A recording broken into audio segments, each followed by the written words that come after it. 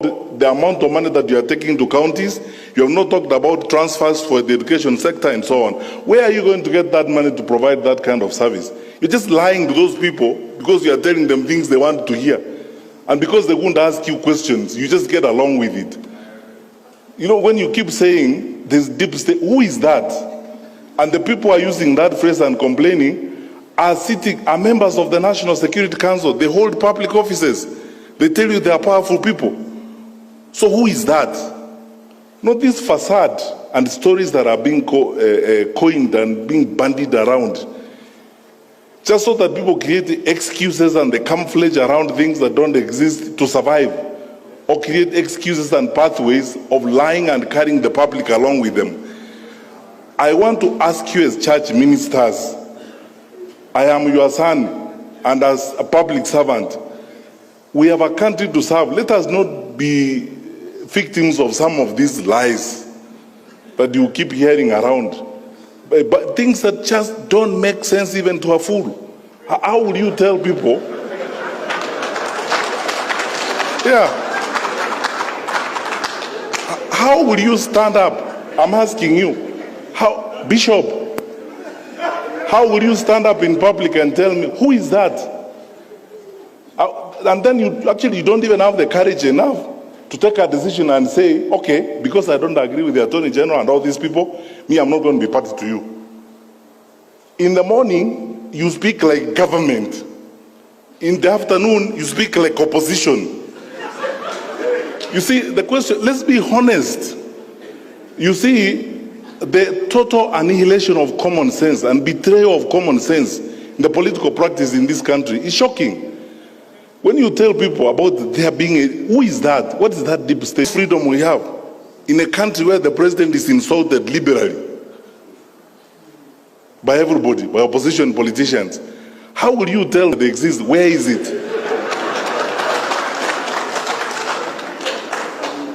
Don't be drawn. I'm telling you, don't be drawn to some of this. You see, we are unfortunate that we have a brand of leaders.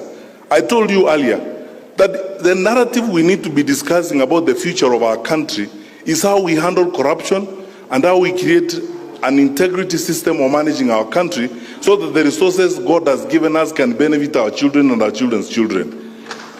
Now, instead of having that conversation, the artists, the political artists who want to avoid that conversation, they come up with all manner of excuses.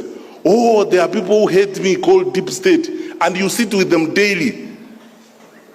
So when do they become deep? When they are with you or when they are not with you?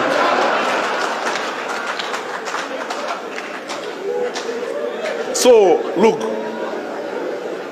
forget about this. We run an open, transparent, accountable government.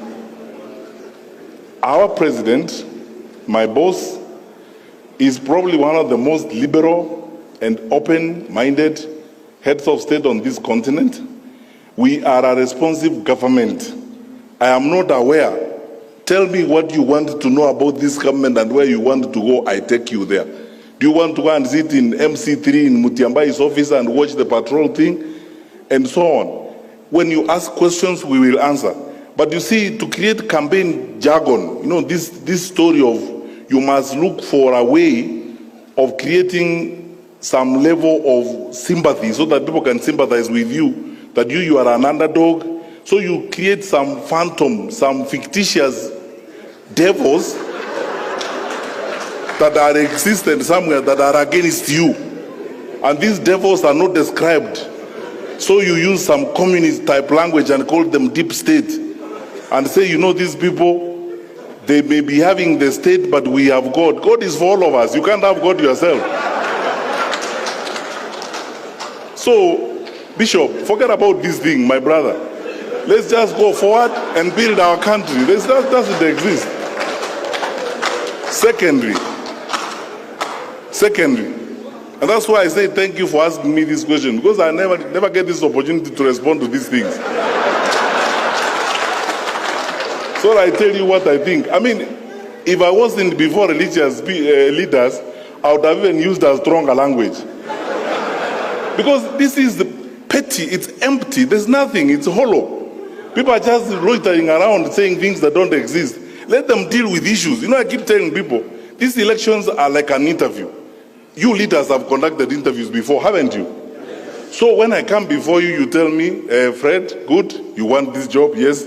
Where have you been? I tell you, I was headmaster there, I was this. You ask me, what did you do when you were there?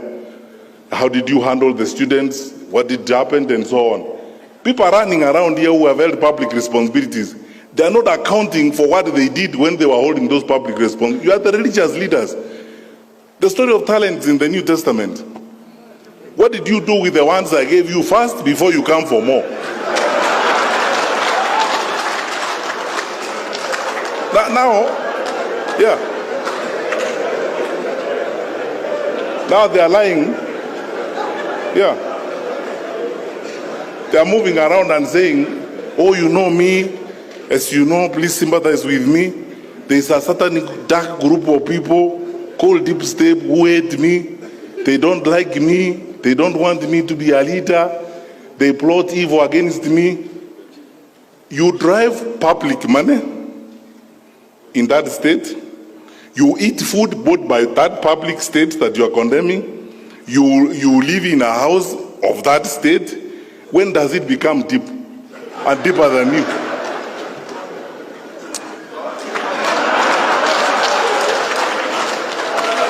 Forget about these jokes. Finally,